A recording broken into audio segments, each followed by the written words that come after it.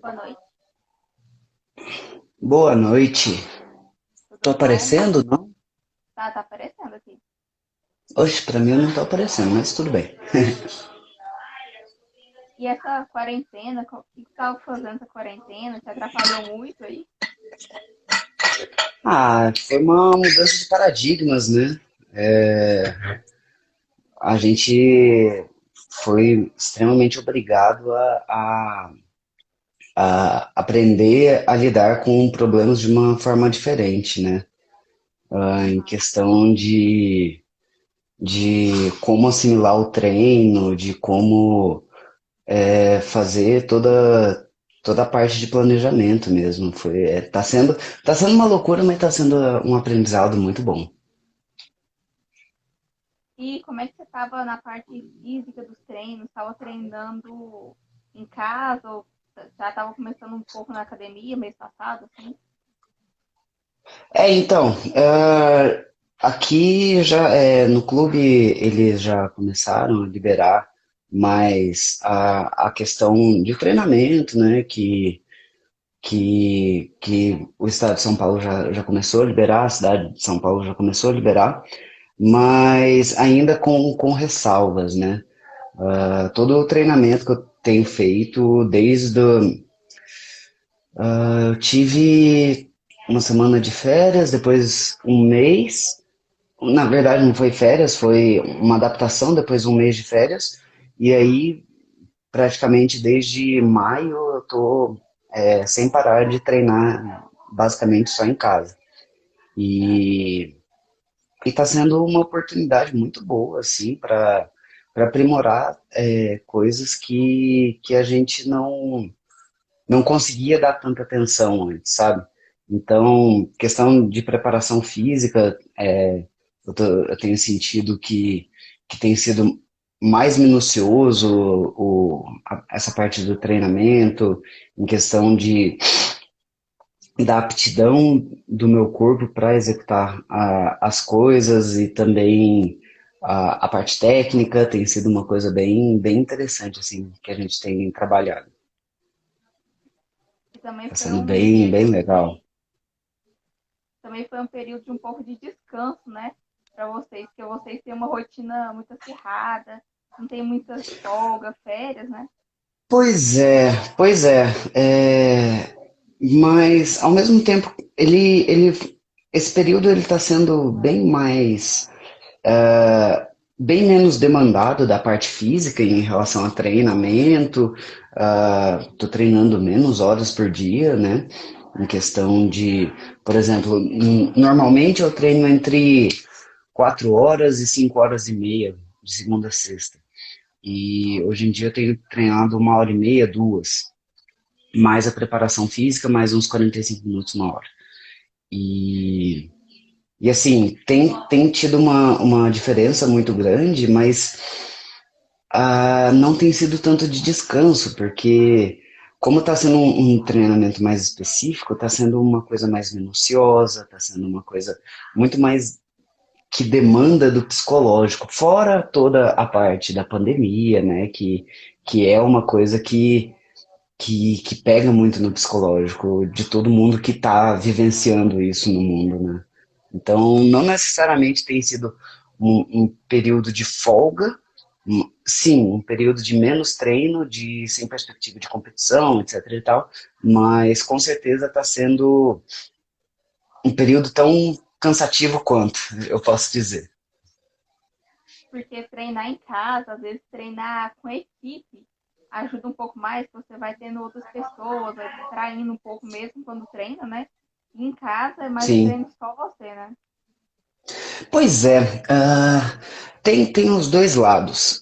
Pessoalmente, eu sou uma pessoa que gosta muito de treinar sozinho, porque tem uma atenção do meu técnico muito mais voltada para mim.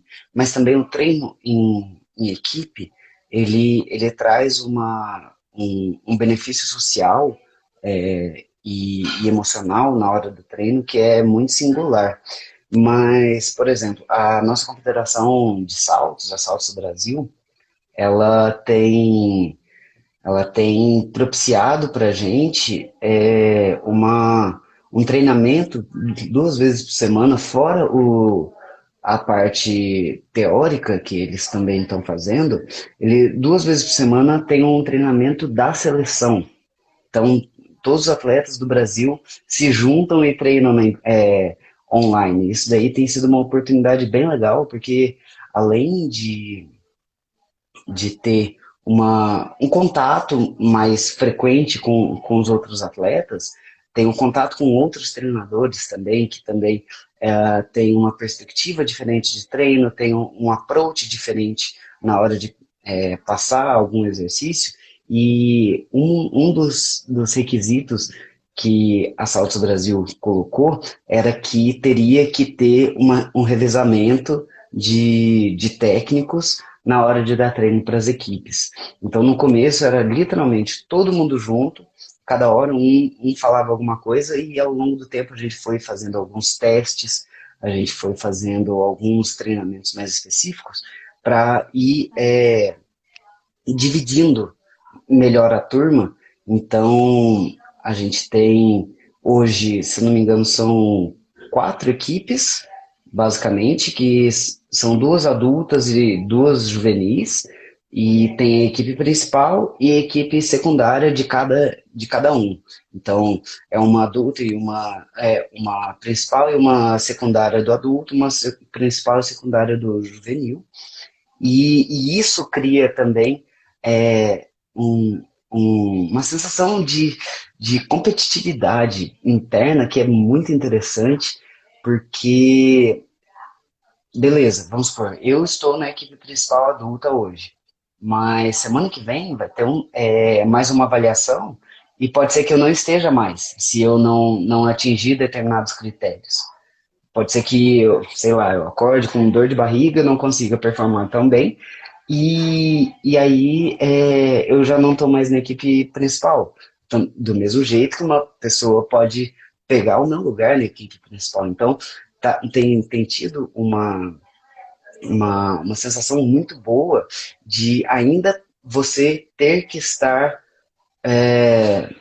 no seu melhor, performando no seu melhor, mesmo nos treinos. Os treinos estão sendo avaliados também, tem mais essa parte dessa avaliação mensal que tá sendo feita. Então, eu não posso dizer que tem sido um ano parado para Saltos Brasil, não.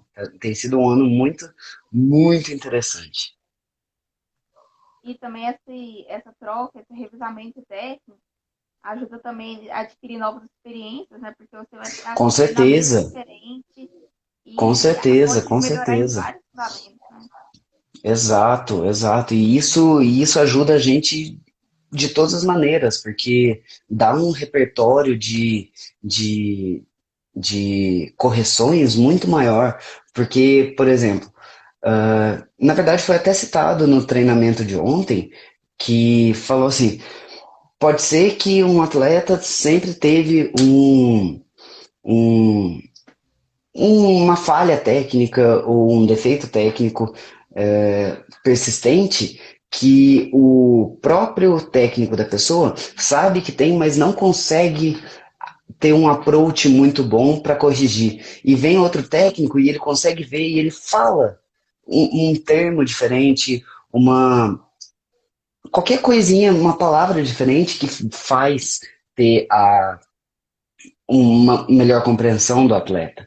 E isso ajuda muito. Eu já tive diversas experiências com isso.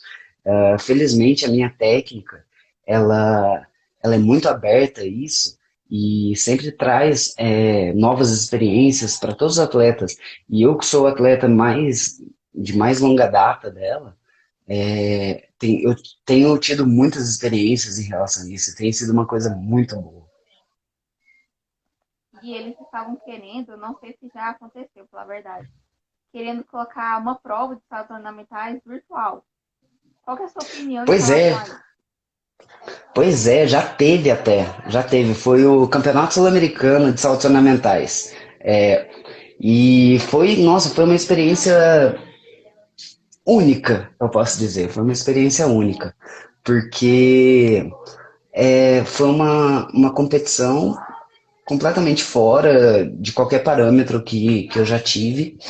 E, e foi muito bom, porque fora todo esse estímulo que a Salto Brasil tem feito ao longo do ano, todo esforço técnico, todo esforço de equipe mesmo para juntar todo mundo, tem sido muito bom, mas a gente não teve a experiência internacional.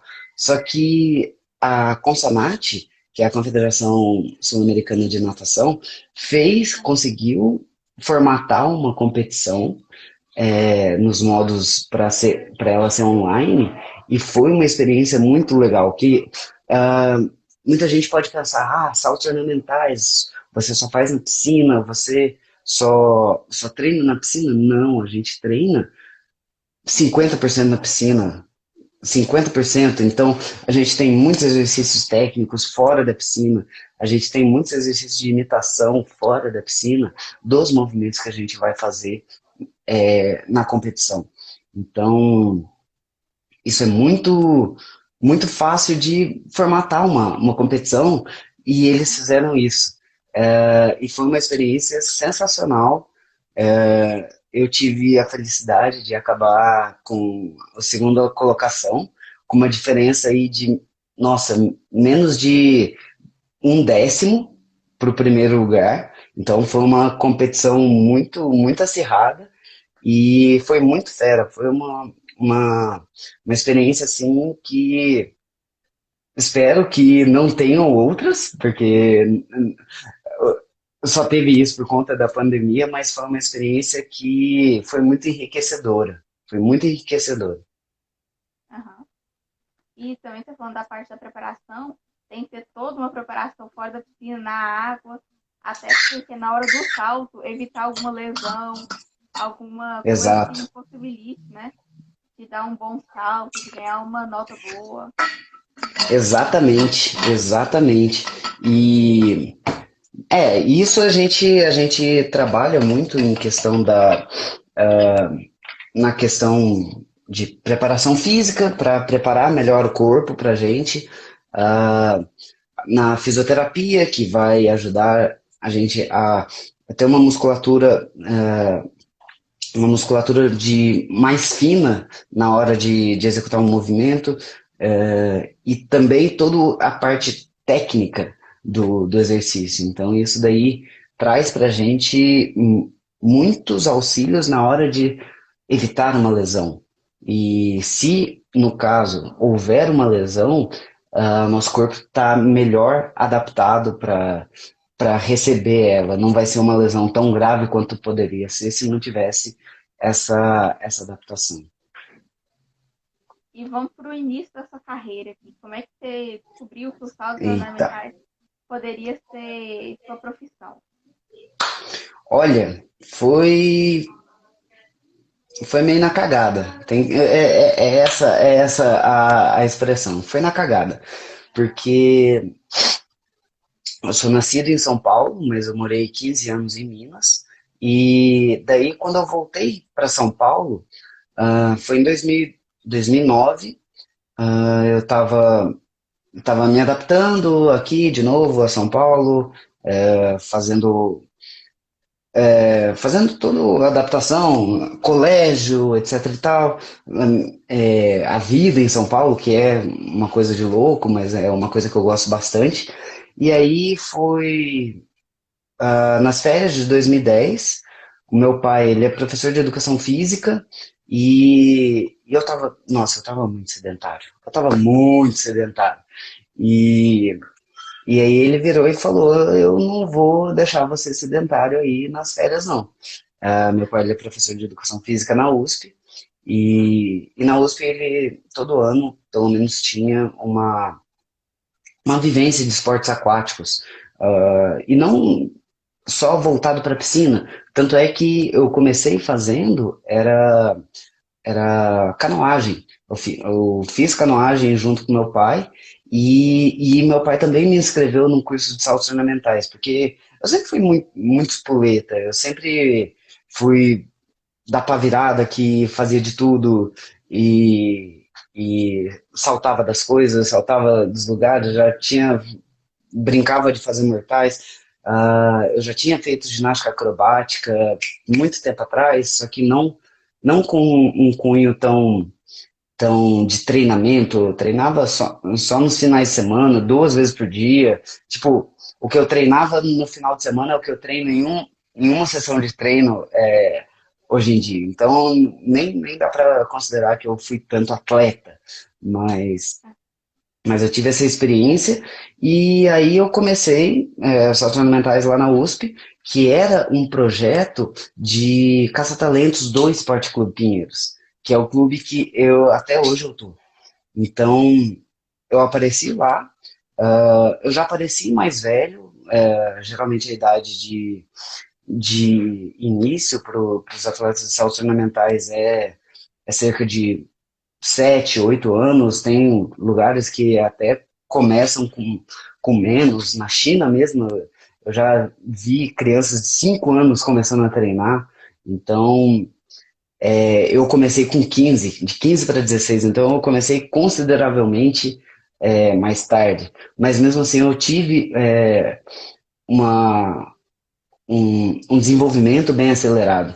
Então, deu, sei lá, eu acho que foi um mês de treino que eu tive lá na USP, eu já estava meio que contratado pelo Pinheiros. Eu já estava com uma passagem garantida para dentro do clube. Então, foi meio de supetão, assim, com um mês de treino, mas eu tinha uma base muito bem formada de destrezas motoras já assimiladas comigo. Então, foi meio acelerado, mas foi bem composto, posso dizer.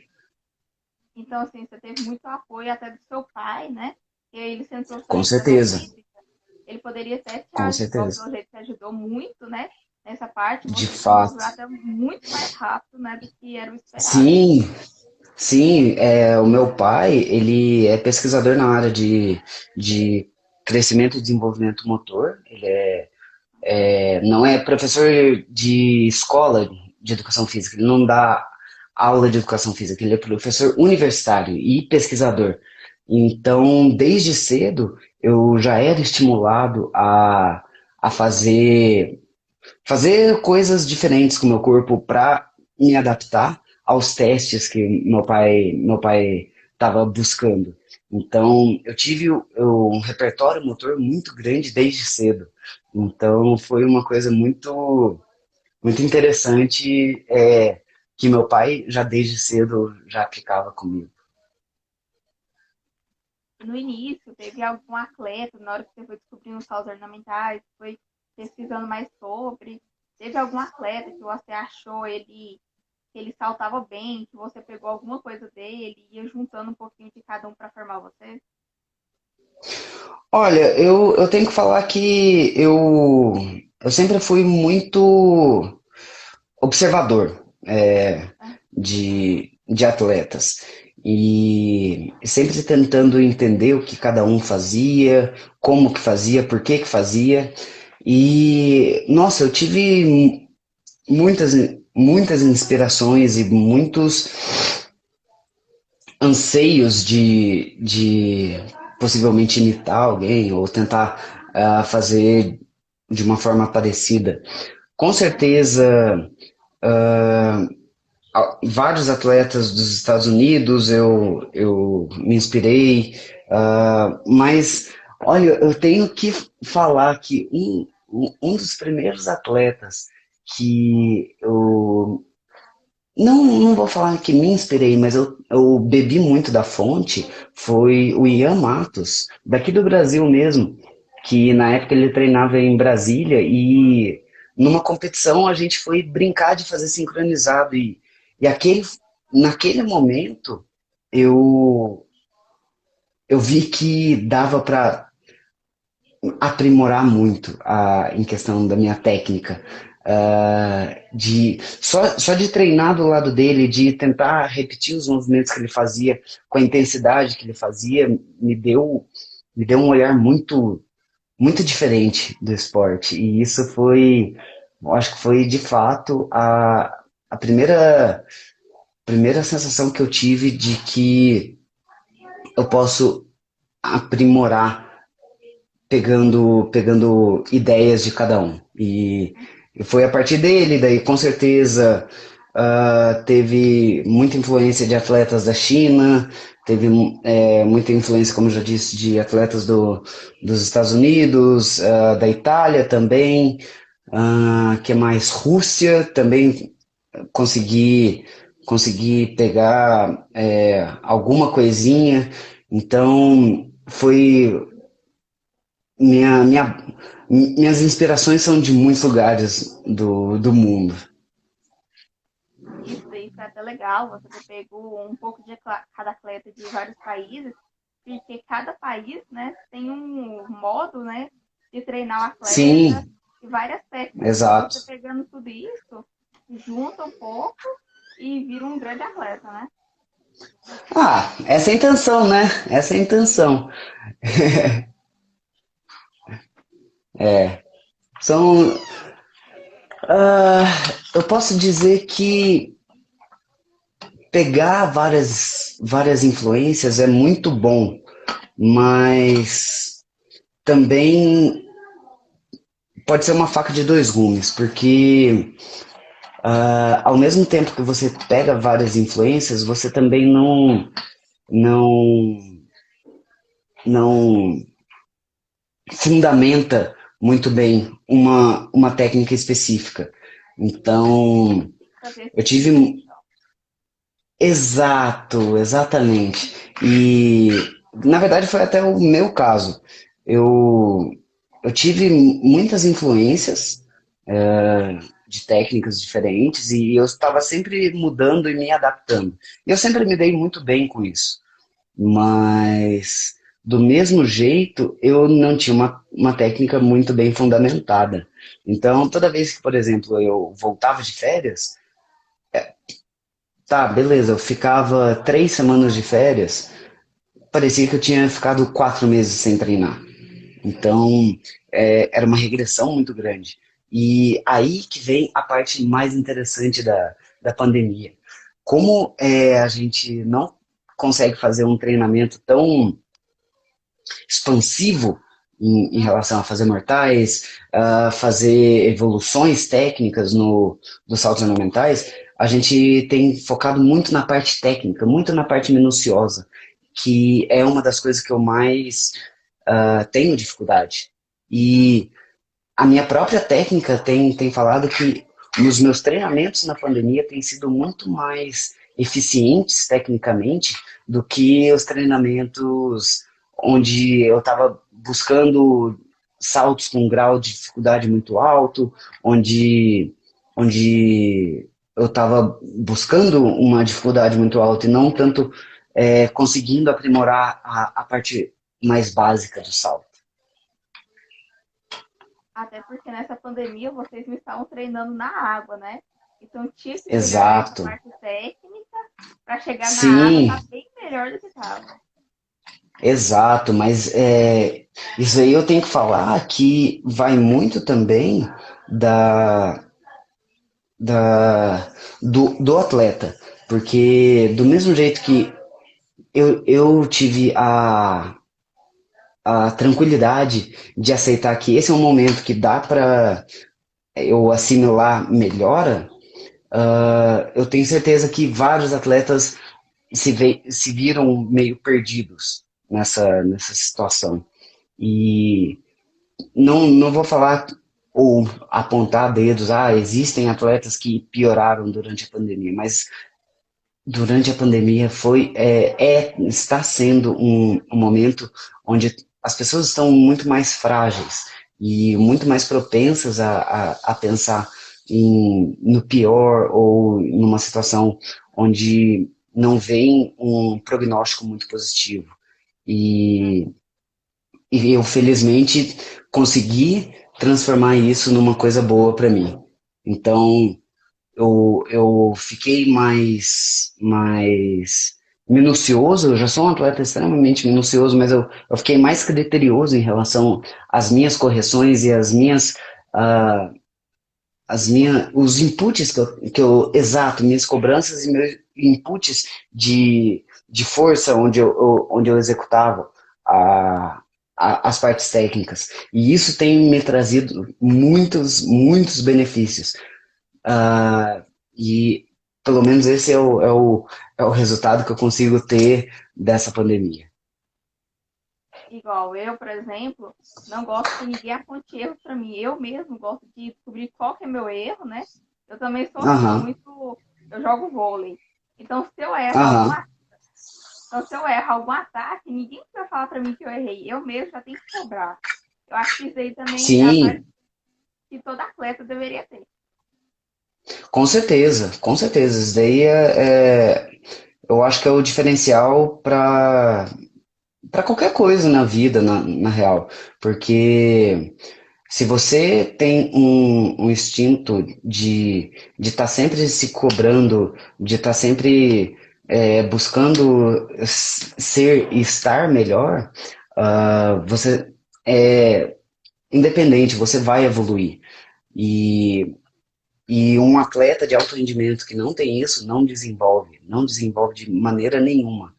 Mas, por exemplo, saltos ornamentais é um esporte muito minucioso. É um esporte onde, ah, um- nossa, isso daqui de diferença na mão, ou melhor, o posicionamento de entrada é esse daqui. Se você entrar meio assim, você é uma técnica diferente, mas se acontecer isso na hora da, desculpa, na hora da competição e você não tiver preparado, isso aí pode te custar um posicionamento ou sei lá, uma medalha olímpica. Sim. Então é muito Muita, minucioso. igual, muita gente não entende essa questão quando o atleta está entrando na água, que não pode espirrar muita água, porque senão perde ponto. Estou certa? Você tá certo e você tá errada. É, é que o espirrar água, ele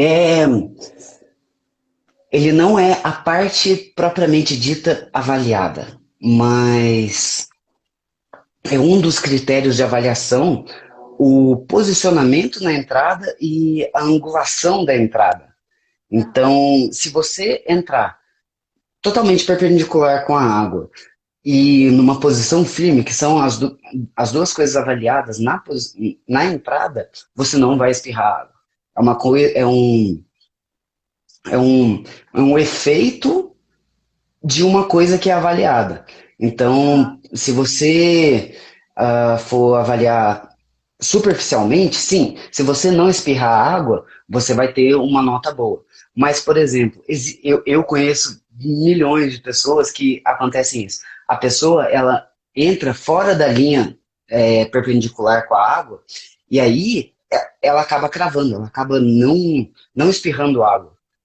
Só que Uhum. aí a nota dela, ela é deduzida, porque uma das avaliações é a entrada perpendicular com a água. E se a pessoa entrou assim, ela não vai ter uma nota boa, mesmo ela tendo uma entrada limpa. Então, esse é dos quesitos que são avaliados na, na pontuação do salto. Aham. Então, tem desde o posicionamento antes de iniciar o salto, vamos supor, é um salto de corrida.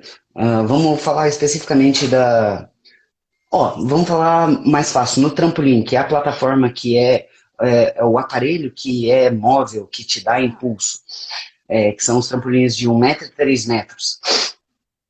Você, você tem que se portar de uma maneira elegante, de uma maneira confiante. Se você não estiver se portando assim, indiretamente você vai ser deduzido ponto. Se você tem que executar uma caminhada para a ponta de uma maneira equilibrada, de uma maneira estável, não pode ser cambaleando, não pode ser desestabilizado. Você tem que coordenar o seu movimento, o movimento tem que ser coordenado. Tem que coordenar com o trampolim, que é mais um implemento para você ter essa, essa conexão. e você tem que coordenar com o trampolim, a saída tem que ser alta, ela tem que ser veloz, ela tem que ser enérgica. Ah, também tem a questão do posicionamento no ar. Vamos supor, se é um posicionamento grupado, que é com os joelhos flexionados e o quadril flexionado numa posição de bolinha, tem que estar com as mãos na canela, pressionando, tem que estar o mais fechado possível, você tem que girar rápido. A abertura do salto tem que ser uma abertura confiante, tem que ser uma abertura precisa. O posicionamento da entrada, como eu já falei, tem que ser firme, tem que ser perpendicular à água. Tudo isso é para avaliar um salto. E numa competição masculina, você tem 6 saltos. Você tem que pensar em tudo isso a todo momento e geralmente, assim, um salto, quando ele vai muito, mas muito alto, seja de 10 metros ou seja de 3 metros, ele não dura 2 segundos. Então você tem que pensar tudo isso, analisar como é que está o, o que você fez, como você fez e remediar durante esses 2 segundos. E falando a parte mais de ficar um pouco mais firme, que tem que ser, entre aspas, perfeccionista, né? Como é que vocês Sim, trabalham sim. isso para não ficar muito mole na hora de dar o salto? Tem toda a parte física, Aham. que a gente faz na academia mesmo para poder ter uma força condizente com o exercício que é requisitado. E tem toda a parte de exercícios técnicos que a gente faz. Então, beleza, a gente faz toda aquela parte de prevenção de core que todo atleta, toda pessoa deveria fazer, que são pranchas dinâmicas, abdominais, tudo isso para a gente ter um core bem estabilizado, que é extremamente demandado na nossa atividade física, e também os exercícios de imitação, que, vamos supor, tem a abertura de costas. A abertura de costas, você, vamos supor, está grupado, você estende a sua perna, estende o seu tronco e você faz a entrada. Isso daí é muito fácil de ser mole, de ser não preciso, de ser fora da técnica. A técnica tem que ser rápida, a técnica tem que ser precisa. E a gente faz isso no chão, sentado mesmo, então você abrir a sua perna o mais rápido que você conseguir, mantendo firme, vendo o tônus muscular na coxa, você vendo que você está contraído, você está exercendo o máximo de força possível, mas ainda assim mantendo uma leveza. Pode ser considerado um balé no ar, porque um bailarino ele está o tempo todo executando os movimentos na maior força que ele consegue, mas ele tem uma graciosidade, uma leveza nos movimentos que não consegue transparecer que ele está fazendo muita força. Então, é mais ou menos isso que a gente faz no exercício no chão. Então, a gente internaliza isso muito nos movimentos, muita repetição, muita repetição, muita repetição, muito treinamento mental, muita repetição no pensamento para a gente poder, possivelmente, conseguir fazer alguma coisa parecida na água. Sim, é difícil. O balé também é muito difícil. Eu cheguei a fazer É, balé, cheguei a sapatilha de ponta, mas ninguém aham, sabe o que é ficar numa ponta, igual vocês. Ninguém sabe o que é ficar numa postura correta lá em cima, do que é ter um salto bom para exato, ganhar uma nota boa. E qual que é exato. e qual que é a melhor condição, digamos assim, para conseguir atingir uma nota acima de 7? Qual a melhor condição? Nossa, a melhor condição é você ter treinado muito. Você ter treinado muito, muito, muito, muito, muito, muito, muito. Essa é a melhor condição. Porque salto ornamentais é um esporte muito. Eu não gosto de usar essa palavra, mas é mais ou menos ela. É um esporte muito ingrato. Porque você treina a sua vida, você faz lá muito bem feito as suas 10.000 horas de treinamento, você masteriza o, o esporte para você ter uma chance de execução para um salto. Beleza, sua competição são 6 saltos, beleza, mas você tem uma chance para executar o seu salto da melhor maneira possível. Então, a sua competição, ela nunca vai ser nada além do que você treinou. Então, para você executar um salto 7, 8, 9, 10, você tem que ter toda aquela parte que eu falei da avaliação do salto muito bem executada, muito bem treinada, muito bem repetida, para você não precisar tirar um coelho da cartola. Porque na avaliação dos saltos, são 7 árbitros que avaliam seu salto e eles só têm uma chance para avaliar. É o que você executar naquela hora. Não tem um VT, não tem o VAR, você não pode pedir nenhum requisito externo ao olho do árbitro. Então você vai ter que executar da melhor maneira possível daquele momento. Então, o melhor jeito para você executar um salto acima de 7 é você ter treinado ele acima de 7. Então, uma ponta de pé limpa, bem, bem forte, panturrilha assim, nossa, trincando. Você vê o posicionamento da pessoa muito bem claro, uma execução muito bem fluida, movimentos extremamente conectados, uma entrada bem posicionada, uma entrada firme, pode-se dizer também, sem espirrar muita água, mas tudo isso complementa o salto. Eu gosto de avaliar que o salto ele não é adicionado um número de coisas até a nota 7, até a nota 8, até a nota 10. O salto ele começa valendo 10. Ele já começa valendo 10. Então é deduzido. Exatamente, exatamente. Então, se você executou um salto para 7, quer dizer que você perdeu 2,5 pontos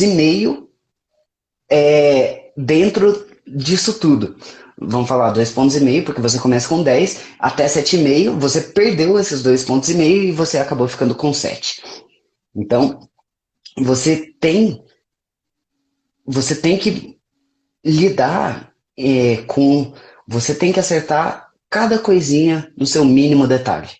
E assim que você recebe um salto, uma avaliação de um salto 4, de um salto 5, 6, 7, 8, 9, 10.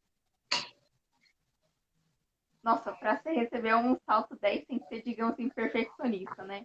Porque tem todo o processo até você. Nossa. É complicado. Esse é o melhor jeito de descrever você tirar um salto, tirar a nota 10 em um salto é complicado. É bem complicado. E como é que é o seu treino? Não é impossível, mas Você treina de manhã e de tarde, aí você treina mais dividida a parte, digamos assim, da manhã você treina mais o físico, e à tarde você treina um pouco mais na água. Então, quando eu tô me preparando para uma competição maior, uma competição mais importante, eu chego a ter 3 períodos de treino no dia. É um período de treino técnico de manhã, outro período de treino técnico à tarde, e aí o treino físico depois do treino técnico. Hoje em dia, vamos excluir o fator pandemia. O meu dia a dia é de ter o treino físico de manhã, então a academia, chega a ser 1 hora, 1 hora e meia, dependendo até 2 horas. Aí eu almoço, descanso, às 2h30 eu vou para o treino técnico. E o treino técnico vai até 7 horas da noite. Então, tem todo essa parte. Também tem a parte física dentro do treino técnico, que é a parte de preparação física específica. Então, são abdominais específicos que a gente faz, são agachamentos específicos que a gente faz, flexões específicas. É um trabalho físico muito melhor adaptado para a modalidade. Então, tem todo essa parte física, não tão específica e extremamente específica, e toda a parte mais relacionada à imitação, visualização e repetições de saltos para adquirir uma consistência maior na hora de executar nos treinos. Uhum. Extremamente cansativo treinar mais de um período. E quando tá chegando perto, igual das Olimpíadas do Rio 2016 que você participou, o que mais mudou na sua rotina antes da pandemia, né? E perto da preparação das Olimpíadas? Treinava um pouco mais? Você quer dizer minha rotina antes da pandemia e minha rotina antes da Rio 2016? Tá.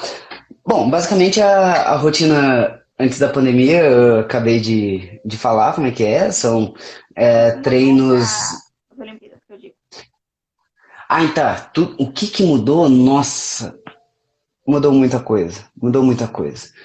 Principalmente porque eu tive uma lesão muito grave antes das Olimpíadas. Eu tive um traumatismo craniano 3 meses e meio antes das Olimpíadas, e eu tive que ficar um mês antes, eu tive que ficar um mês sem treinar, faltando 2 meses e meio que eu voltei a treinar. E eu tava tendo treinos estonteantes, assim, em questão de execuções, treinos mirabolantes, assim. Eu tava treinando quase 9 horas por dia, e de segunda a sábado, e eram treinos, assim, muito específicos, com repetições dos saltos propriamente ditos, muito alto. Eu cheguei, assim, vamos supor, eu geralmente fazia por semana, eu já cheguei a fazer, eu fui para as Olimpíadas na prova de sincronizado de 10 metros. A prova de 10 metros é uma prova extremamente lesiva. O treino de 10 metros é um treino extremamente lesivo. E, assim, uma quantidade muito alta de treino. São, em média, 90 saltos de 10 metros por semana. É uma quantidade muito alta. E eu acredito que poucos atletas fazem isso. E se você for dimensionar isso ao longo do treino, são em média 6 repetições de cada grupo de salto em 3 dias na semana, que daí dá o total de 90. Eu lembro que no dia anterior, antes de eu ir para o Rio de Janeiro, eu fiz 12 repetições de um salto. Super cansativo já das Olimpíadas. Exatamente. Assim, tudo dentro do planejamento, do máximo de repetições que eu poderia fazer, mas não exclui o fato de, beleza, eu estava perto de ir para as Olimpíadas, mas os treinamentos eram extremamente cansativos. Então, basicamente não tinha folga, assim. Mas foi um momento onde eu aprendi muito sobre mim, onde eu aprendi muito sobre o limite do meu corpo, porque eu estava fazendo. é, Nossa, foi a época que eu mais treinei intensamente e com volume na minha vida. E eu aprendi muito sobre o meu corpo nessa época. Foi uma época bem interessante. Foi bem interessante. Você fala interessante, assim, como se você não tivesse tido nenhum traumatismo, nem nada. Mas tudo bem.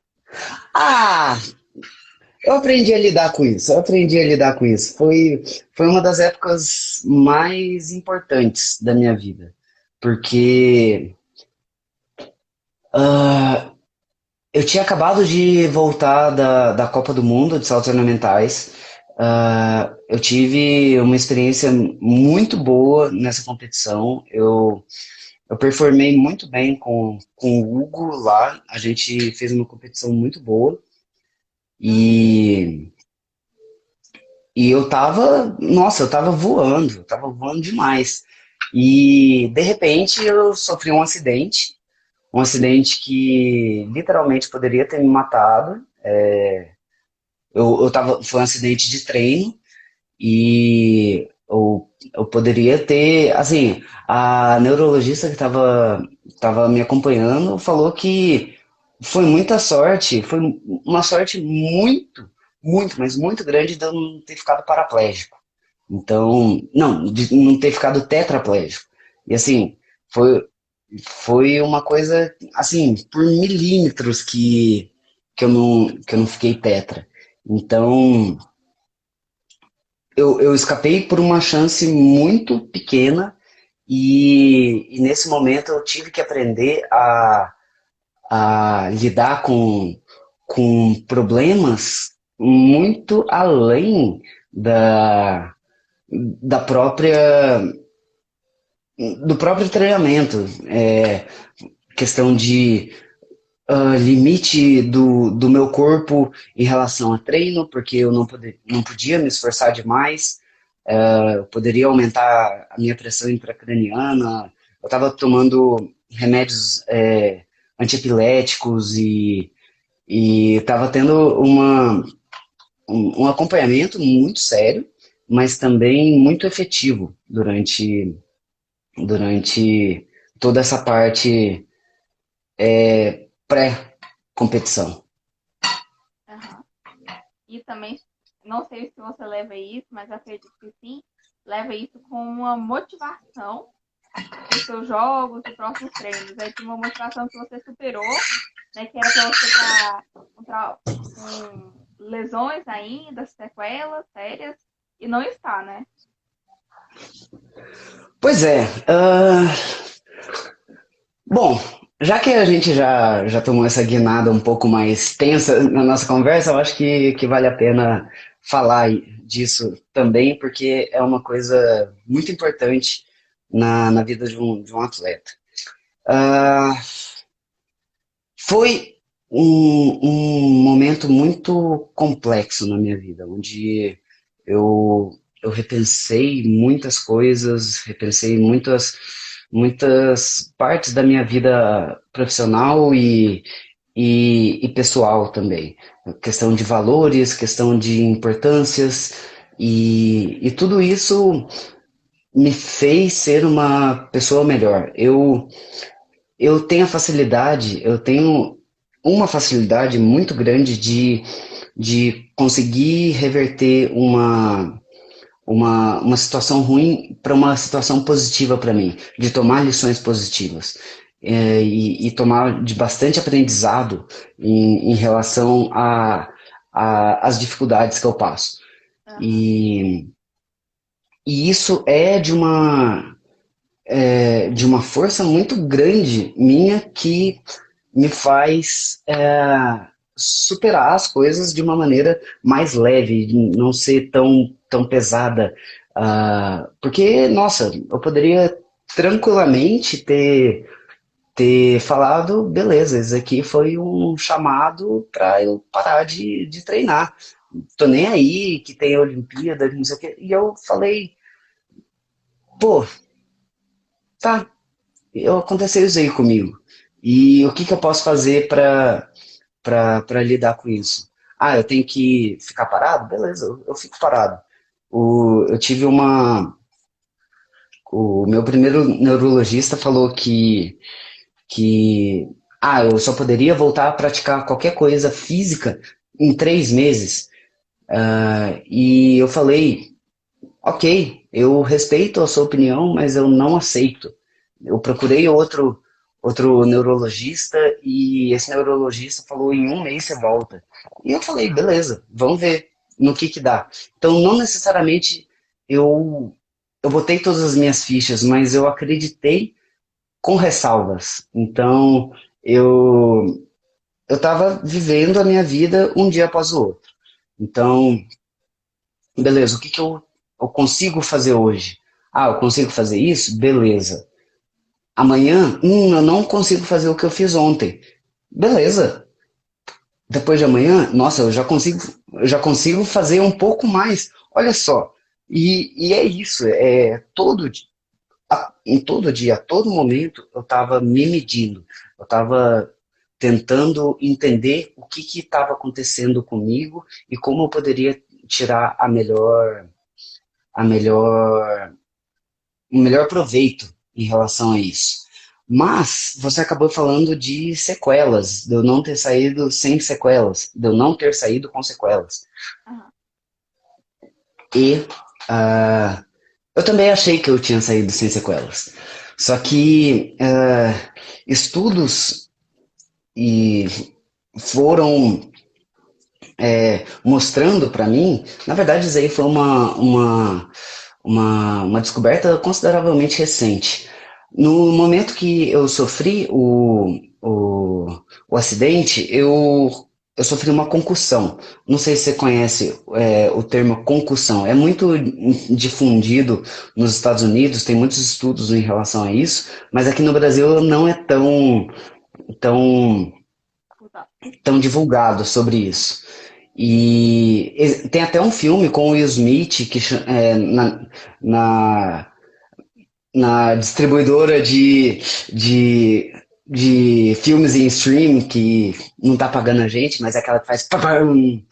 Mas tem um filme que chama Concussion com o Will Smith que ele fala sobre a descoberta dos do, dos dos agravantes de uma concussão, que fala o quanto que o cérebro de uma pessoa que sofreu ou sofre concussões tem, que foi um estudo feito em jogadores de futebol americano, que mostra que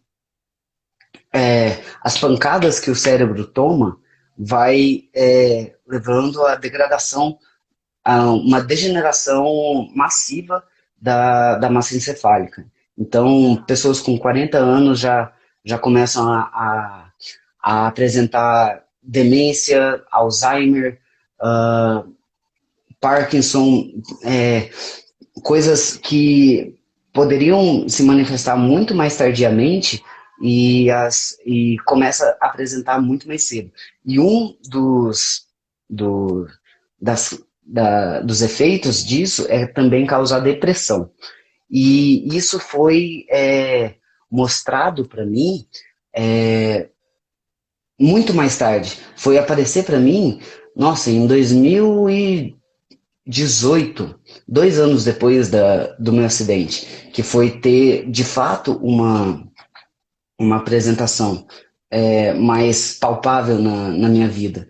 E aproveitando que a gente está no Setembro Amarelo, eu gostaria de tomar essa liberdade de falar sobre questão da depressão e da prevenção do suicídio, que é uma coisa que não é extremamente divulgado no meio desportivo, principalmente, onde tem, é, onde tem situações onde a gente é sempre posto à prova e de máximo estresse, de máximo tensão psicológica e muitas vezes a gente acaba não sabendo como lidar com determinadas situações, a gente se vê encurralado.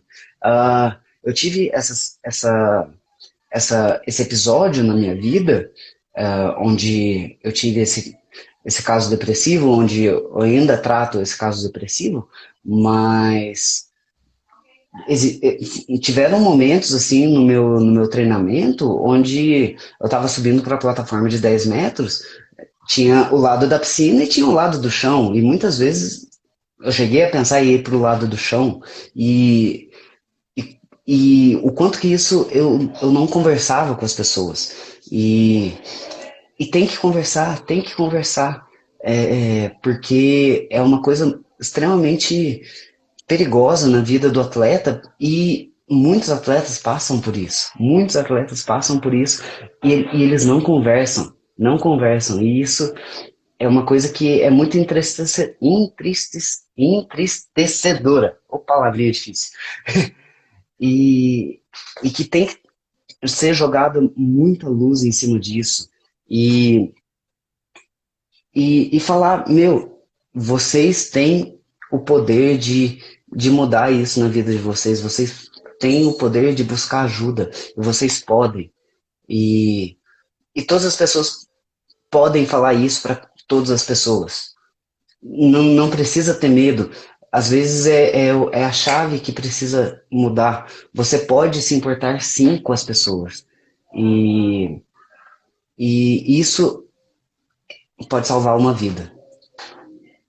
Até o fato também, entrando já nesse assunto da depressão, até o fato do atleta ter uma rotina exaustiva, ter muitas viagens, Sim, ficar, tem vezes até um longo período longe da família, amigos, tem gente que sofre exato. isso. E as pessoas acham que o atleta nunca na vida vai sofrer nada disso, que eles Exato, o é de atleta tem ferro. vida boa. Sim, atleta tem vida boa, atleta faz o que gosta, não tem pressão.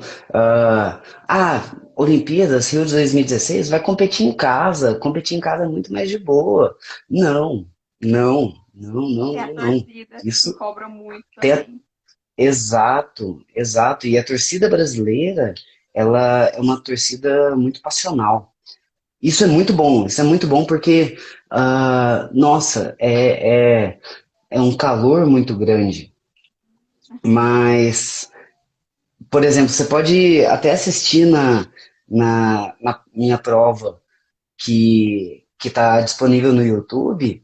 Meu, depois do salto que a gente faz, é soltada a nota, todo mundo lá no Maria Lenk começa a vaiar os juízes, os árbitros. Então, isso não é normal. Isso não é normal. Não estou falando que isso daí é uma atitude que é desprezível, mas isso não é uma atitude normal para competição de saltos ornamentais. Eu nunca tinha visto isso na minha vida, competições internacionais. E então, eu não vou falar que a minha performance foi prejudicada pela torcida, porque na hora da execução do meu salto, eu tenho que estar único e exclusivamente focado no meu salto, não no, na pessoa gritando, não na pessoa vaiando, não na pessoa Que acabou de torcendo vencer. a favor. Aham. Eu tenho que estar focado no meu. E, mas isso é bem complicado para pessoas que não têm essa essa chavinha Psicológico virada. preparado. Exato, exatamente, que não tem esse psicológico preparado. E que é o que acontece com muita gente, porque a Olimpíada é uma competição onde tem muita câmera, tem muita visibilidade. Se você fizer uma coisinha errada, você é castigado por isso. Eu vou Então, te cortar só um pouco, um. porque falta 9 segundos para acabar a live, aí eu vou começar outra já. Ah, Porque aí não, você tudo corta o bem, assunto. tudo bem.